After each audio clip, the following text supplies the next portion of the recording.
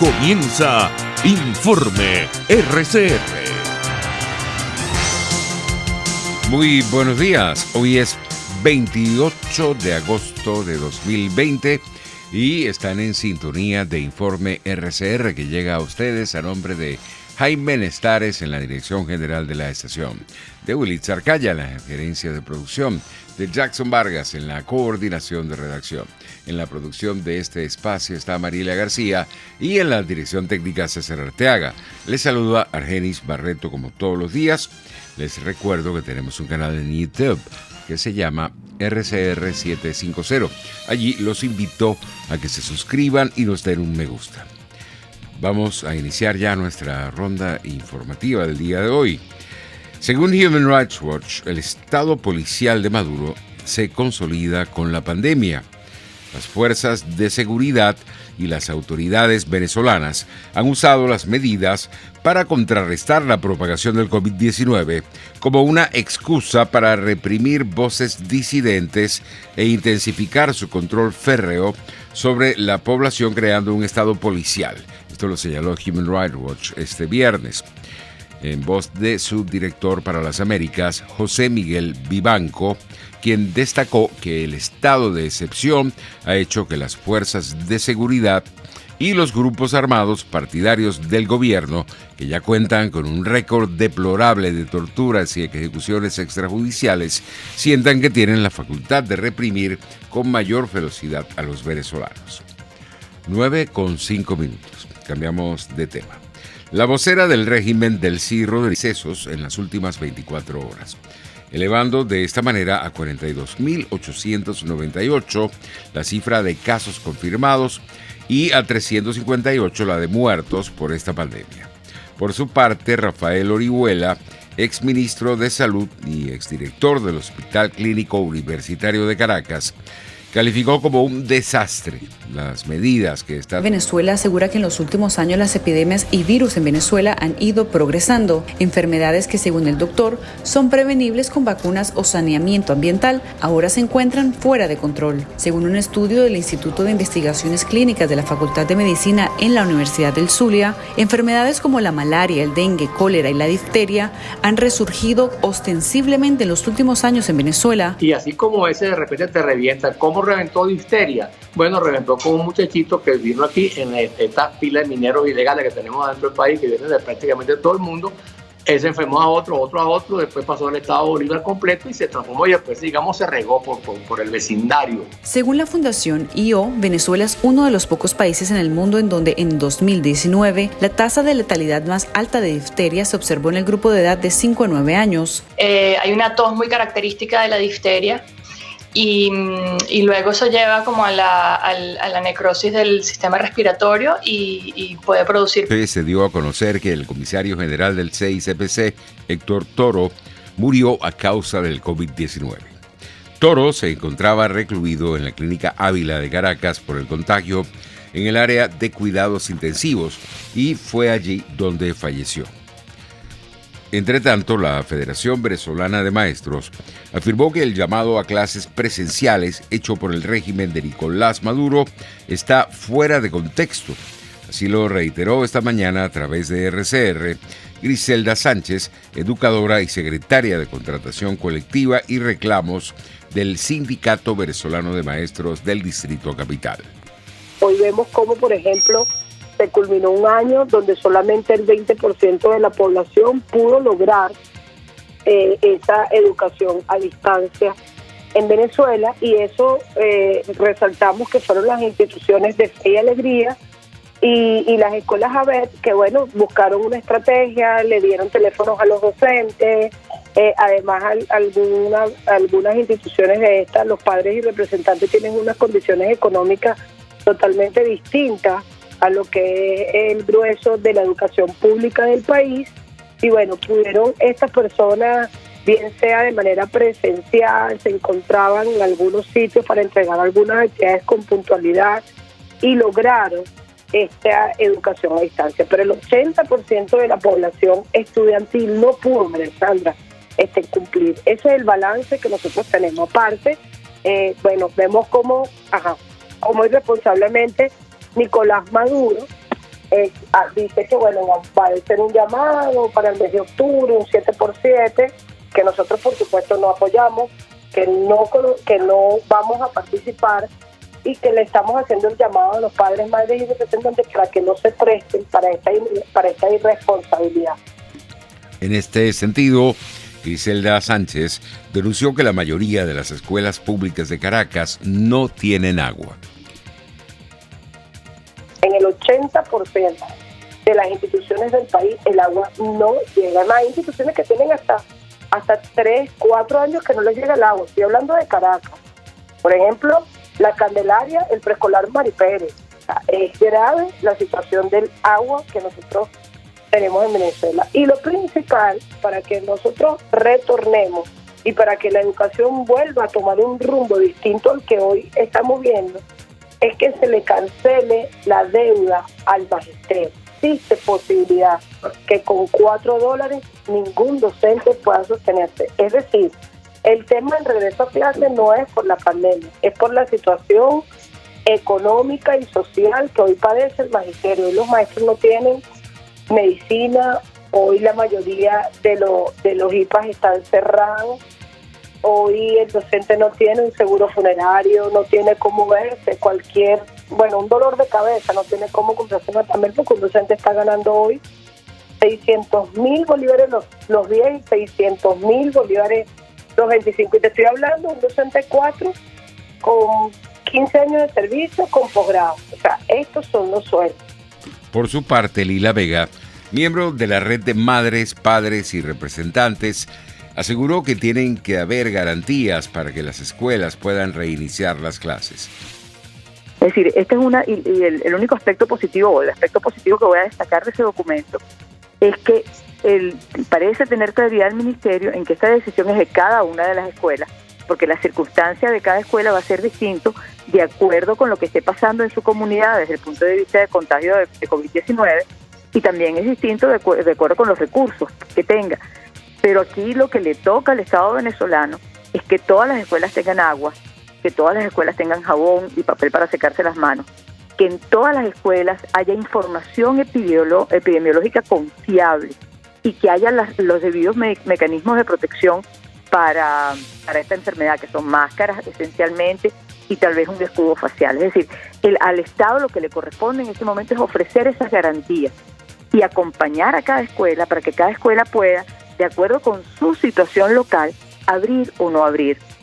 Y eso pasa además por la consideración de cada familia y de cada miembro del personal de la escuela. Es decir, habrá familias que sacarán la cuenta y dirán, cónchale, yo tengo en mi casa a un niño con una enfermedad debilitante o una inmunosupresión, por ejemplo, o un adulto con esas condiciones. Voy a tener que buscar otro mecanismo. Lo mismo va a pasar con algunos maestros. Es decir, esta no puede ser una decisión de profesores universitarios, VAPU, y profesora de la UCB, aseguró que el sector universitario no hay condiciones para las clases presenciales ni para las clases a distancia. Es decir, en este momento no se han producido. En las universidades no ha habido durante este tiempo de cuarentena absolutamente ningunos recursos que permitieran ponerlas en condiciones para poder recibir a los estudiantes y a los profesores y a los empleados y a los obreros presencialmente. La universidad están derruidas.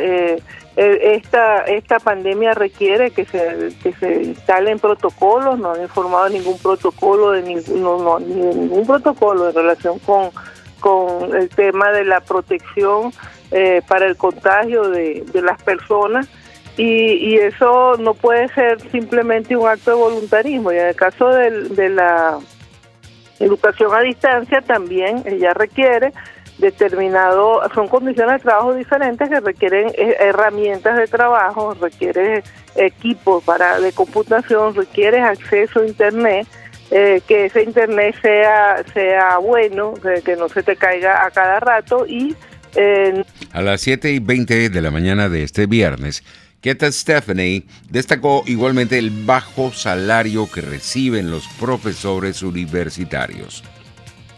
no hay tampoco salario que esté pagando eso. Es decir, tú tienes que financiar, el Estado tiene que financiar, en el caso de la educación pública, no solamente las herramientas de trabajo, sino también aquí hay que revisar los salarios. No es posible, en este momento materialmente no hay condiciones para regresar a clase. Todos queremos regresar a clase. Nosotros tenemos una juventud a la que se le han negado medidas que no se están tomando y esa es la situación. Yo creo que en este momento de pandemia y en la pospandemia un sistema bimodal es lo que estaría planteado, que tú combinaras, sí, semipresencial, que tú combinaras efectivamente las clases, la asistencia presencial en aquella asignaturas en donde es indispensable la presencia y que se hiciera de manera escalonada con grupos pequeños. Eso requiere más personal de limpieza, eso requiere más profesores para que se pudieran garantizar el distanciamiento, la distancia social. Y requiere también garantizar lo que ya dije, la otra parte, que para la educación a distancia tú pudieras tener esos equipos. En otras informaciones tenemos que, según expertos, la posibilidad de una nueva constitución está en el tapete. Los detalles de esta información con nuestros colegas de La Voz de América. La Asamblea Nacional Constituyente Chavista, electa el 30 de julio de 2017 en medio de un proceso desconocido por la oposición y gran parte de la comunidad internacional por considerarlo ilegítimo, dejará de funcionar en diciembre, el mismo mes en el que está prevista la celebración de elecciones legislativas y en las que, por cierto, la oposición se niega a participar argumentando que se tratan de un fraude. Fue el presidente del gobierno en disputa, Nicolás Maduro, quien sorpresivamente hizo el anuncio. La Asamblea Nacional Constituyente va a funcionar hasta diciembre, ya así lo ha decidido, de manera autónoma, utilizando sus poderes. Pero pareciera no ser casualidad que las elecciones coincidan con esta decisión. Analistas políticos concuerdan en que el propósito del chavismo es hacerse con la mayoría del Parlamento. En los que prácticamente el gobierno de Maduro ha buscado hacerse un traje a la medida para efectos de poder garantizar ciertos apoyos legislativos en primer orden y en segundo, tratar de buscar fórmulas, especialmente en contratos petroleros, contratos mineros, con actores que claramente están dispuestos a apoyar su régimen. A juicio del analista, el papel de la constituyente ha sido neutralizar al Parlamento de mayoría opositora, dejándolo sin capacidad legislativa. Y la realidad ha sido un instrumento de persecución política en primer orden, pero por otro lado ha sido un instrumento para claramente torcer la voluntad de la Asamblea Nacional. La constituyente sería disuelta sin que hasta el momento se conozcan detalles sobre el resultado de su función, que era redactar una nueva constitución. Sin embargo, el panorama podría cambiar de acuerdo al abogado constitucionalista José Vicente Haro. No me extrañaría que a última hora, en octubre o en noviembre, se pretenda presentar un proyecto, aprobar entre gallos y medianoche y luego imponer conjuntamente con las elecciones parlamentarias en un referendo para aprobar o no ese proyecto de constitución. Recientemente, el constituyente Germán Escarraque, en 1999, fungió como corredactor de la Constitución vigente, aseguró que la elaboración del proyecto de la nueva Carta Magna ya concluyó y que solo quedan pendientes 2 discusiones plenarias para aprobarlo, pero que el retraso se debe a la coyuntura provocada por la pandemia. Carolina Alcalde, Venezuela 360, Voz de América, Caracas. 9:18, hora de ir a publicidad y volvemos. Usted escucha Informe RCR por su 750 AM. Puedes seguirnos en nuestras redes sociales. En Twitter, @RCR750, la radio que se ve. Dosis Alternativas, una ventana abierta donde usted hallará respuestas a diversos temas de salud que nos preocupan. La distensión abdominal, muchas personas lo plantean como una enfermedad. Sin embargo, la distensión abdominal, más que una enfermedad o una condición, es un síntoma y es un motivo de consulta sumamente frecuente entre los pacientes que van al gastroenterólogo o que vienen a la consulta de gastroenterología. Dosis Alternativa les hace llegar de una manera sencilla y amena la orientación de profesionales que necesita para comprender y manejar correctamente situaciones de nuestro día a día. Los resultados del laboratorio tienen que ser interpretados con la clínica del paciente. Si bien es cierto, siempre es bueno hacerse exámenes médicos por lo menos una vez al año, también es bueno hacerse también la evaluación clínica, no solo hacerse el examen de laboratorio, sino también ir al médico internista, hacerse un chequeo general anual. Dosis Alternativa con Marilia García y Jackson Vargas, de lunes a viernes a las 9:30 de la mañana, solo por RCR, la radio que se ve. Les estamos presentando Informe RCR, el compacto informativo de esta hora, solo por RCR 750 AM.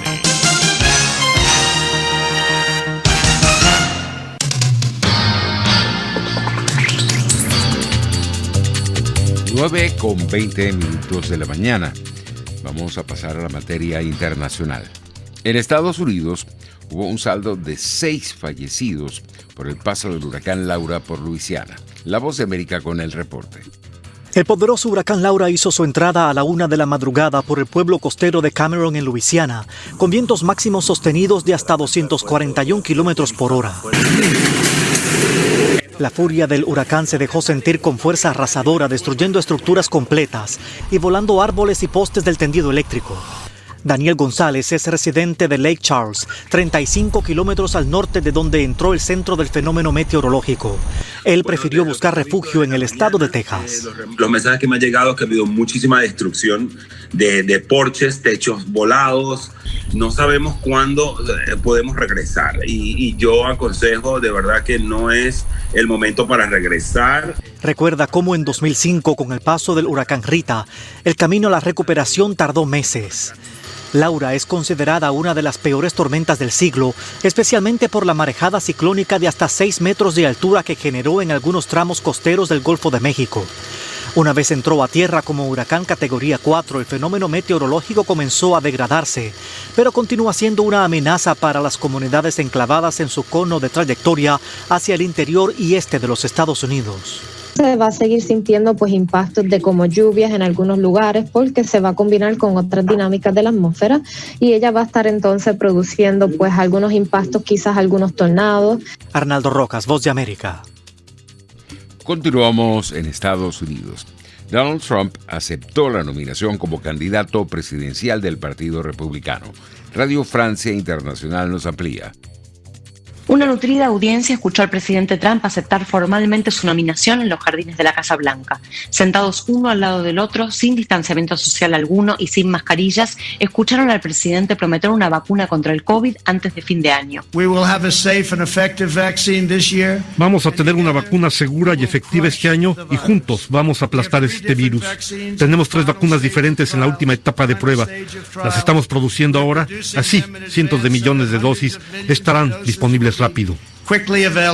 Trump prometió además que habrá una mujer en la Luna y que la bandera de Estados Unidos se emplazará en Marte, pero la mayor parte de su prolongado discurso la dedicó a criticar a su rival, Joe Biden, a quien describió como un caballo de Troya del socialismo. Trump aseguró que su contrincante es un candidato débil, que se rinde ante el virus y que durante toda su carrera estuvo del lado incorrecto de la historia. Ivanka Trump fue la encargada de presentar a su padre, al que alabó por ser un hombre de profundas convicciones y, según dijo, con sentido común. Otros oradores en este cierre de la convención fueron Rudy Giuliani, el ex jefe de gobierno de Nueva York, y Mitch McConnell, líder de la mayoría republicana en el Senado, que advirtió que de ganar los demócratas acabarían con la libertad de los norteamericanos.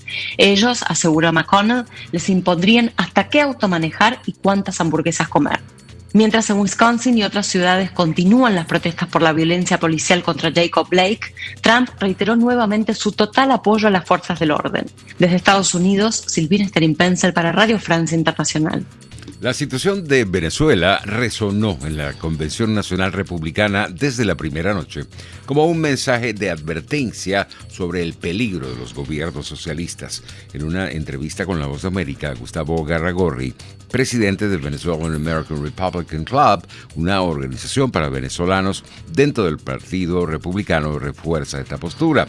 Para el dirigente político resulta claro por qué una reelección del presidente Donald Trump es la mejor opción para los venezolanos dentro y fuera de Estados Unidos.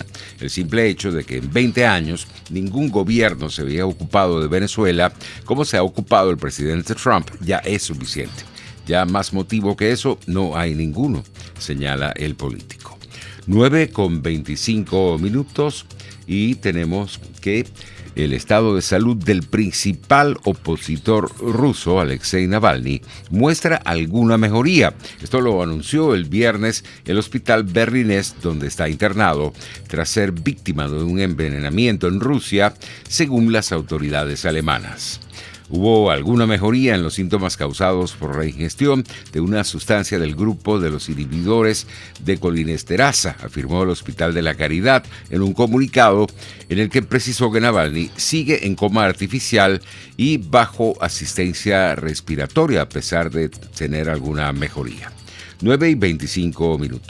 En más del panorama internacional tenemos que el primer ministro de Japón, Shinzo Abe, confirmó hoy su intención de renunciar próximamente a su cargo por razones de salud, lo que abre un periodo de consultas que terminará en las próximas semanas con la elección de su sustituto. Abe, de 65 años, señaló que la colitis ulcerosa crónica que le obligó a dimitir en su primer mandato, esto es 2006-2007, ha regresado recientemente y el tratamiento que debe recibir exige una revisión continua y vigilada. 9:26, así estamos llegando al final por el día de hoy. Espero que pasen un feliz fin de semana. Hasta aquí este compacto noticioso. Manténgase en nuestra sintonía, porque estaremos informándole de la noticia al momento de producirse. RCR 750 AM. ¿Necesita hacer una remodelación o instalación